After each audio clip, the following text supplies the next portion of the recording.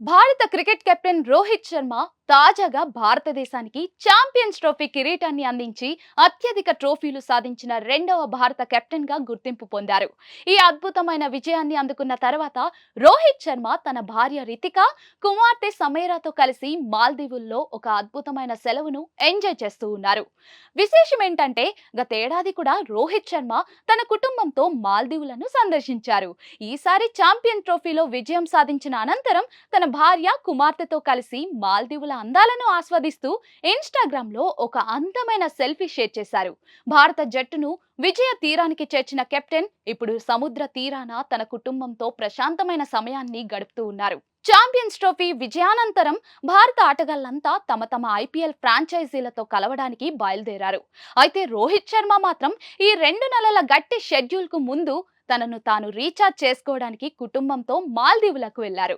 Mumbai Indians ఫ్రాంచైజీలోని ప్రధాన సభ్యులందరూ కూడా ప్రాక్టీస్ సెషన్లలో పాల్గొనడం ప్రారంభించినప్పటికీ కూడా రోహిత్ శర్మ మాత్రం మరికొన్ని రోజులు కుటుంబ సమయాన్ని ఆస్వాదించేందుకు వెనుకాడటం లేదు.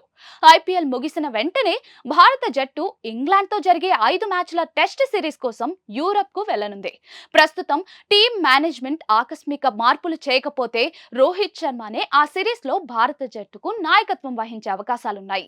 అంటే అతనికి ముందుగా మరొక బిజీ షెడ్యూల్ ఎదురవుతుంది. ఈ కారణంగా అతను ఐపీఎల్ 2025 ప్రారంభానికి ముందే తనకు కావాల్సిన విశ్రాంతిని తీసుకుంటున్నారు.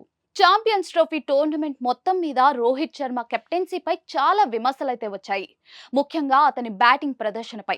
అయితే న్యూజిలాండ్తో జరిగిన ఫైనల్లో రోహిత్ శర్మ తన కెప్టెన్సీ నైపుణ్యాన్ని ప్రదర్శించి మ్యాచ్ విన్నింగ్ ఇన్నింగ్స్ ఆడారు.